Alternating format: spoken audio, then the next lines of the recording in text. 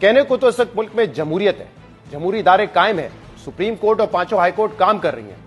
Parliament के इजलास होते हैं, हुकूमत और ऑपोजिशन कौमी असेंबली और सेनेट में मुख्तलिफ मामलात पर बहस करते हैं, सूबाई असेंबलियां भी काम कर रही हैं। मगर मुल्क में दर हकीकत इस वक्त जिसकी लाठी उसकी भैंस और मन मर्जी का कानून नाफिज है,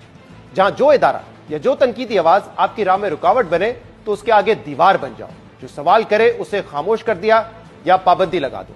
यही वो सूरत हाल है जिसका आज पाकिस्तान को सामना है। इलेक्शन का नतीजा अपनी मर्जी का ना आए तो फॉर्म 47 ले आओ, मीडिया तनकीद करे या सवाल करे तो पीका कानून में तरमीम कर दो, अदलिया से अपनी मर्जी के फैसले ना आए तो आइन में तरमीम कर दो, और इस सब में सहूलतकारी के लिए पार्लियामेंट को रबर स्टैंप की तरह इस्तेमाल करो। मुल्क में मुख्तलिफ हल्के इसी सूरत हाल पर मुसलसल तशवीश का इजहार कर रहे हैं, लेकिन ना पहले कोई बात सुनी गई और ना अब कोई बात सुनने जाने का इम्कान है। 26वीं आईनी तरमीम के जरिए अदलिया को कंट्रोल करने और जस्टिस मंसूर अली शाह का बतौर चीफ जस्टिस रास्ता रोकने के बाद भी इदारों पर कंट्रोल की ख्वाहिश रुकने का नाम नहीं ले रही है, क्योंकि पिछले कुछ हफ्तों से हुकूमत पर मुख्तलिफ हाई कोर्ट्स में अपनी मर्जी के जजेस लगाने के लिए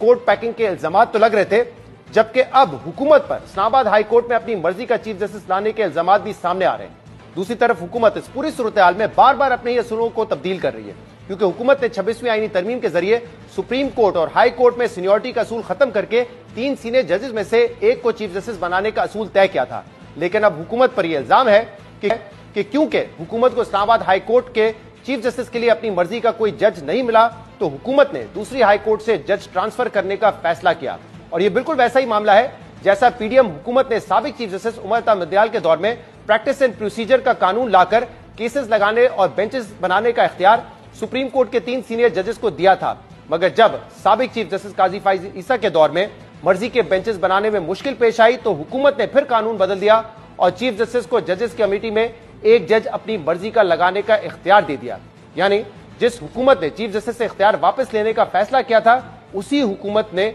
हालात बदलने पर वही इख्तियार वापस चीफ जस्टिस को दे दिया। और अब भी हुकूमत के असूल कभी इधर तो कभी उधर होते नजर आ रहे हैं। इस बारे में माहिर कानून रीमा उमर ने एक्स पर अपनी पोस्ट में 26वीं तरमीम के बाद होने वाले इकदाम और फैसलों का जिक्र करते हुए लिखा कि ये वाकयात मौजूदा रजीम के खौफ का सबूत है, जो ये जाहिर करती है कि हुकूमत की जानिब से की जाने वाली तरमीम जजेस के एहतसाब की मुखलसाना कोशिश हरगिज नहीं थी, बल्कि एक ऐसी खौफजदा रजीम की जानिब से अदलिया पर तसल्लुत की एक बेईमाना कोशिश है, जिसकी अपनी आईनी हैसियत पर भी सवालात उठते हैं। इसी तरह सिंध हाईकोर्ट बार एसोसिएशन के साबिक सदर और सीनियर वकील बैसत सलाउद्दीन ने अपनी एक्स पोस्ट में पिछले 1 साल के वाकयात पर लिखा कि जजेस को कंट्रोल करने के लिए 26वीं तरमीम लाई गई, मीडिया की आवाज दबाने के लिए पीका कानून लाया गया, धांधलीज़दा इलेक्शन के तहफ़्फ़ुज़ के लिए इलेक्शन एक्ट में तरमीम की गई, असातिज़ा को काबू रखने के लिए यूनिवर्सिटी एक्ट लाया गया, और इस सब के खिलाफ मज़ामत के लिए हम सबको एक प्लेटफॉर्म पर आना होगा।